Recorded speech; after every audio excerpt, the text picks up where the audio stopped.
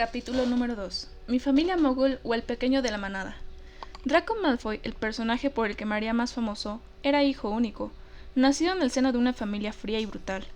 Mi propia familia no podía ser más diferente, unida, cariñosa, caótica, solidaria. Fue el centro de mis primeros años de vida. Soy el menor de 4 hermanos, y antes de presentarle a mis padres, quiero hablarles de mis 3 hermanos. Cada uno de ellos influyó profundamente en mí de diferentes maneras, y yo habría sido un personaje muy diferente sin ellos. Mis hermanos te dirán que soy el pequeño de la manada, al menos lo que solían decirme amablemente. Creo que bromeaban, pero ya sabes cómo son los hermanos. Soy el menor de los 4, Jonathan, Christopher y Ashley. Vinieron en racimo, 3 chicos en el espacio de 4 años. Luego hubo 6 años de descanso para mi madre antes de que yo llegara, el 22 de septiembre de 1987. Así que desde el momento en que llegué al mundo, tuve 3 hermanos mayores para mantener mi culo fuera del sofá y mis dedos lejos del mando de la tele. 3 hermanos mayores para intimidarme con amor.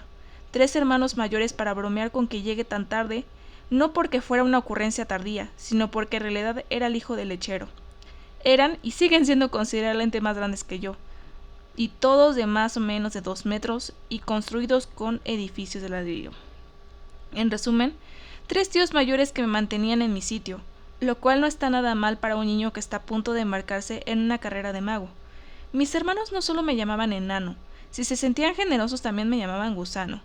Pero no todo era malo. Cada uno de ellos ejerció una enorme influencia positiva en mí a lo largo de mi inusual infancia, aunque de formas ligeramente distintas. Jonathan, le llamamos Jink, es el mayor y en su día fue quien primero me enseñó con el ejemplo que era guay sentir pasión por las artes. Jink era el que tenía un póster de Oasis en la pared y una Stratocaster negra, o al menos una imitación de una Strat, en la habitación. Le gustaba la música, cantar y actuar, actividades a las que no siempre se anima a muchos niños. Si no hubiera sido por Jink, me habría pasado lo mismo. Cuando yo era muy pequeño, él iba a clases de interpretación y yo iba con mi familia a verle actuar. Los actores no eran más que chavales. Ninguno de ellos superaba la adolescencia y seamos francos, no eran espectáculos profesionales. Jink es ahora quiropráctico, un talento desperdiciado, como me recuerda a menudo, pero también es un tipo profundamente creativo. Recuerdo haberle visto en musicales como South Pacific, West Side Story, Boys and Dolls y sobre todo Little Shop of Horrors. Sentado en esos auditorios con los ojos muy abiertos, aprendí una lección importante y formativa. No era raro hacer estas cosas y parecía divertido. Ver a mi hermano mayor ahí arriba me enseñó que está bien querer actuar, sin importar lo que piensen los demás. Así que, muy bien, Jink, lo que nos lleva al hermano número 2. ¿Chris? Todo lo contrario. Actuar es patético, hermano. Bailar, que te jodan. Chris es el segundo hermano mayor del cuarteto Felton, y no se pondría un leotardo rosa y fingiría ser el hada madrina ni volando, lo cual es una pena porque estaría guapísimo con un tutú. Mientras que Jake es ligeramente más sensible que los cambios emocionales de los que le rodean, con Chris lo que ves es lo que hay, así que quizás sea inesperado que Chris fuera el hermano al que estuve más unida durante muchos años de Potter.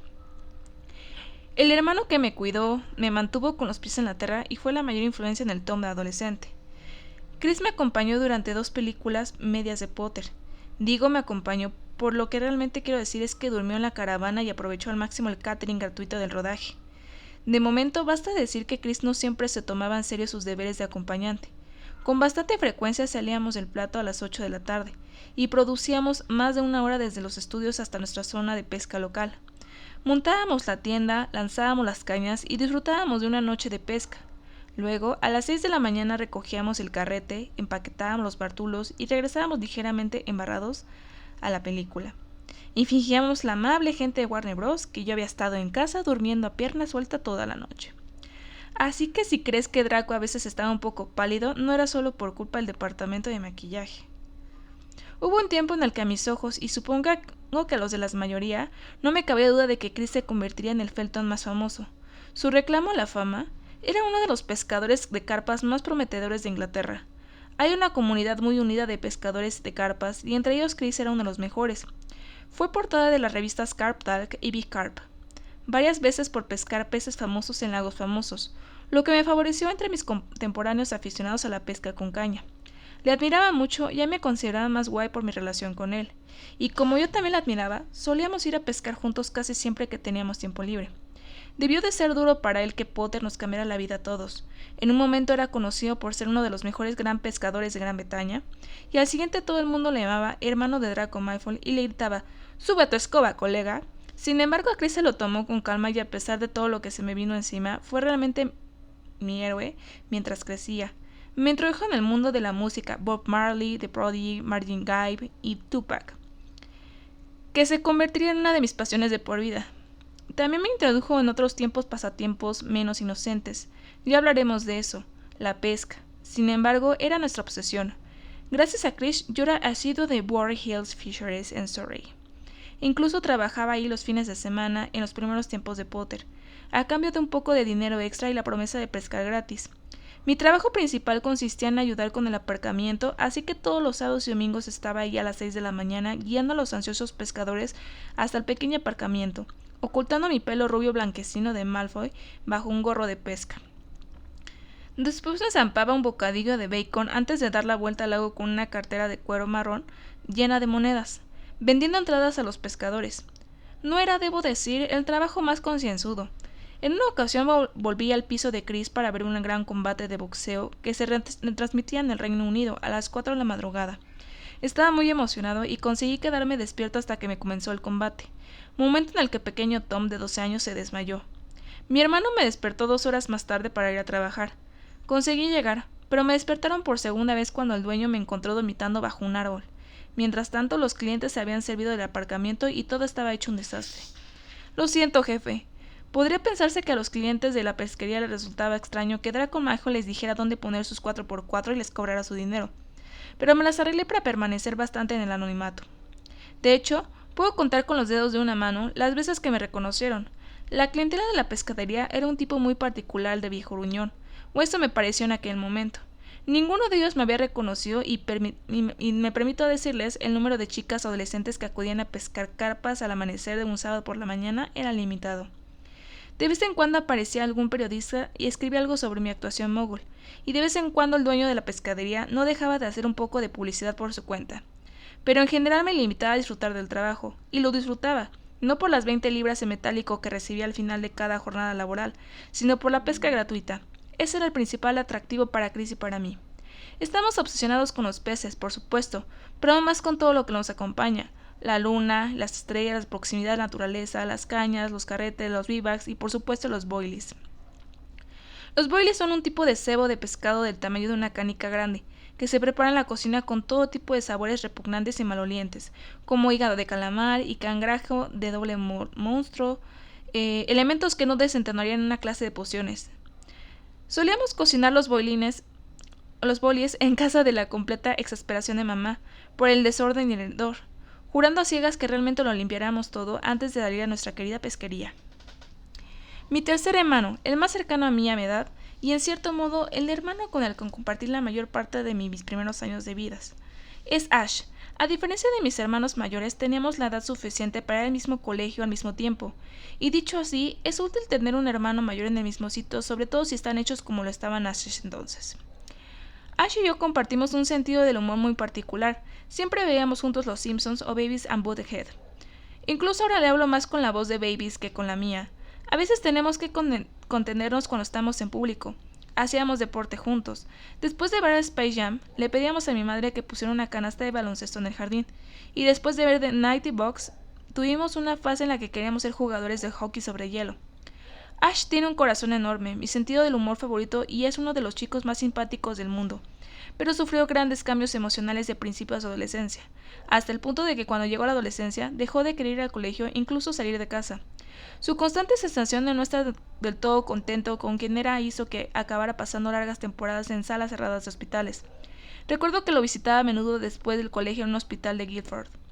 Me gustaría decir que abordaba esas visitas con sensibilidad y paciencia, pero era ahí joven, y supongo que no entendía del todo lo que estaba pasando, así que en realidad solo recuerdo que le preguntaba a mi madre cuándo podíamos irnos. Cuando Ash se sintió mejor y pudo volver a casa, afortunadamente volvimos a reírnos juntos, pero sus problemas de adolescencia presagiaban los problemas de salud mental del resto de los hermanos Felton, yo incluido. Más adelante hablaremos de ello, pero por ahora recordemos que esa predisposición existe entre nosotros y que algunos problemas son demasiado difíciles de eludir. Al final siempre te alcanzan. Así que ahí lo tienes, 3 hermanos mayores, cada uno de ellos cercano a mi manera. Soy plenamente consciente de que mi relación con Potter ha afectado de sus vidas de forma irreversible.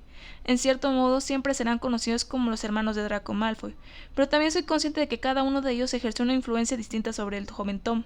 Jink, la creatividad y el amor por la interpretación. Chris, la libre pasión por las actividades al aire libre y un carácter realista. Ash, el sentido del humor y la idea de que no hay luz sin sombra. Todas ellas importantes lecciones de vida, y aunque puede que yo sea el más pequeño de la manada, no seré la persona que soy sin ellos. Como muchos niños, pasé de un entusiasmo a otro, y una de mis mayores ventajas en la vida fue tener una madre que me animaba, pero no me presionaba para que me dedicara a una cosa en concreto. Nos criamos cómodamente en una agradable casa llamada Redleaf, frente a una granja en Surrey. Era un lugar alegre, animado y hogareño. Nunca tuvimos mucho dinero. Nuestro capricho semanal era una excursión al mercadillo de coches de Dorking, donde con 20 peniques podrías llegar bastante lejos, y si tenías 50 peniques en el bolsillo, te reías. Estoy seguro de que mi padre, un ingeniero civil muy bien trabajador, me perdonará por decir que es muy cuidadoso con su dinero. Le he visto regatear en tiendas de caridad. Es la razón por la que nunca pasé hambre, por supuesto, pero creo que se convirtió en una tensión entre mis padres en los últimos años de su matrimonio. Mi madre decía, creo que tenemos que comprarle un violín a Tom. Dice que quiere aprender. A lo que papá respondía, sin razón. Acabamos de comprarle un palo de hockey. ¿Ya ha acabado con el hockey? Y la respuesta, sí, probablemente había terminado con el hockey, había pasado una página, había visto otra cosa que me llama la atención, como una urraca distraída por un nuevo objeto brillante. Eso distraía a mi padre, pero mi madre se entusiasmaba con cada nueva pasión por fugaz que fuera, y estaba decidida a no dejar que mi entusiasmo disminuyera. Nunca me molestó ni me juzgó cuando la última atracción se desvaneció inevitablemente. No levantó la ceja cuando 3 meses después de recibir mi violín empecé a saltarme las clases de violín escondiéndome en los aseos de los chicos y en su lugar me obsesioné con mi nuevo yoyo. No habría culpado a mi padre por querer golpearme el violín en la nuca. Mamá, sin embargo, era feliz animándome por ser el tipo de chico que tenía pasiones sin obligarme a ceñirme a ellas una vez que aparecía algo nuevo. Eso no quiere decir que papá no se interesara. Desde luego que sí, se le daba muy bien construir cosas, y si queríamos algo, intentaba fabricarlo. No construí una canasta de baloncesto muy elaborada, una red de hockey e incluso instaló una rampa para monopatín en el jardín, después de consultarlos para saber exactamente lo que queríamos. A menudo lo encontrábamos en el cobertizo a medianoche, cerrando, haciéndonos cosas increíbles, a menudo con materiales prestados del vertedero local, pero había cosas que no podía hacer, y aunque pudiera, no queríamos su esfuerzo casero, queríamos el brillante con la etiqueta que tenían todos nuestros amigos. A mamá le tocaba financiar esos objetos de deseo, así que, además de cuidar a 4 niños, 5, incluido a mi padre, encontró tiempo para tener varios trabajos y ganar un dinero extra. Trabajaba para la inmobiliaria local, pero también apilaba estanterías y limpiaba oficinas por las noches con su amiga Sally. La llamamos tía Sally, que siempre ha formado parte de mi vida e incluso me acompañó al plato durante un tiempo. Todo esto solo porque yo quería un yoyo nuevo o porque Ash quería una pelota de baloncesto con el logotipo de Air Jordan, en lugar de la que se vendía por una quinta parte de su precio en Woolworths. Fuera lo que fuera, lo que nos llamaba la atención, mamá hacía lo que podía para convertirlo en realidad.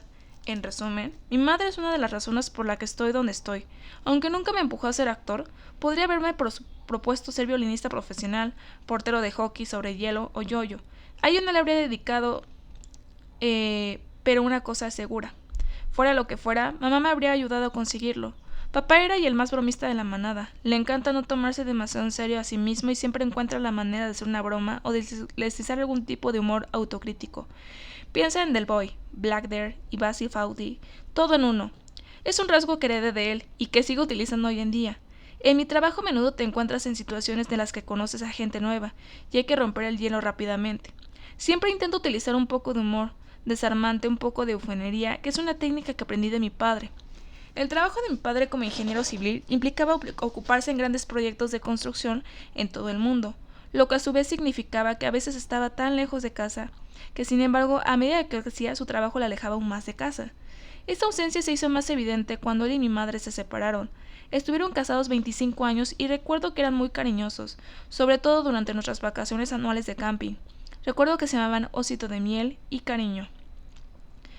De eso pasé a estar sentado en la escalera y oír algo muy distinto, no peleas, sino intercambios que revelaron una clara falta de cercanía.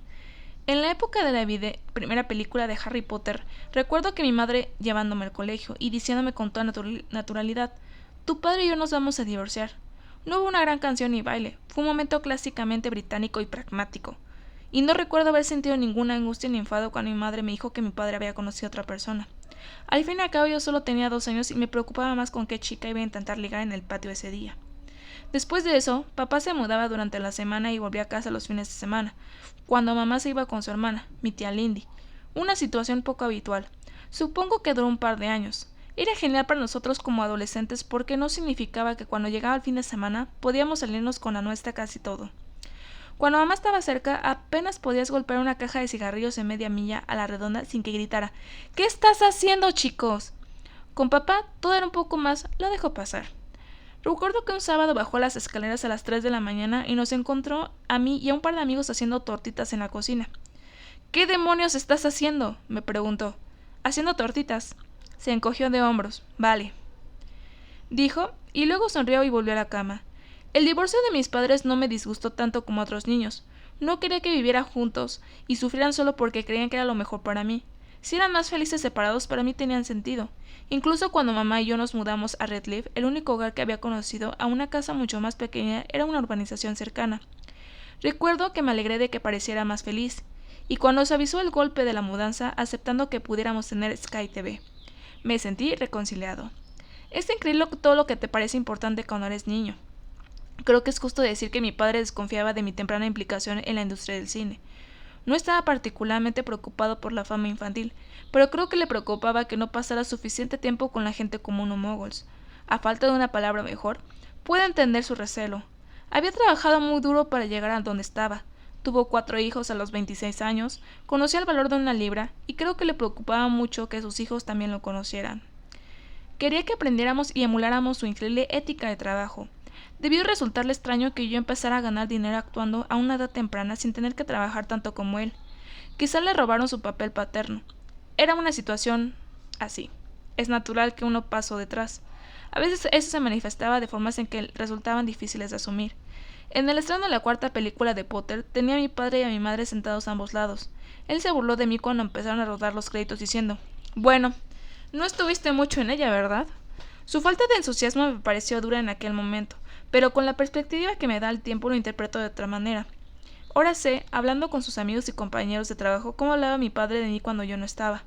Ahora sé que estaba muy orgulloso de mí. Ahora también sé que es un rasgo masculino británico o clásico, esa retinencia a expresar emociones y decir lo que realmente piensas. No creo ni por un momento que la desconfianza de mi padre hacia el mundo del cine significara que no se sintiera orgulloso o preocupado por mí. Creo que simplemente no sabía cómo decirlo. Intentaba comprender una situación peculiar, y no debió ser fácil. Mi forma de actuar me dio un grado inusual de independencia infantil, pero papá también contribuyó a desarrollar esa faceta mía. Cuando tenía 9 años, me llevó con él en un viaje de trabajo a Ámsterdam. Recuerdo que se sentó a la puerta en un café en una gran plaza y me dijo: «Venga, vete». Yo no tenía dinero, y no sabía muy bien dónde estaba, pero él insistía en que debía animarme a descubrir las cosas por mí mismo. En aquel momento me pareció indiferencia, pero ahora entiendo que fue una parte crucial de mi desarrollo. Sabía que podía perderme, pero igual si lo hacía, acabaría encontrando el camino de vuelta. Podría entrar en un museo del sexo y ser expulsado inmediatamente, pero sin sufrir ningún daño. Podría caerme de bruces, pero aprendería a levantarme. Todas esas serían lecciones importantes más tarde en mi vida. Habría ocasiones en las que me caería de bruces y tendría que volverme a levantar. Le estoy muy agradecida a mi padre por esas primeras enseñanzas y por todo lo demás que hizo por mí. En los años siguientes formaré parte de una familia diferente. Una familia de magos, mi familia mogul. Sin embargo, era como la mayoría de las familias, cariñosa, compleja, a veces defectuosa, pero siempre a mi lado. Y más allá de las pelotas de baloncesto y las bufandas, se esforzaron al máximo por proporcionarme lo único que podría haberme faltado fácilmente cuando mi vida dio un giro inusual. Me proporcionaron una buena dosis de normalidad.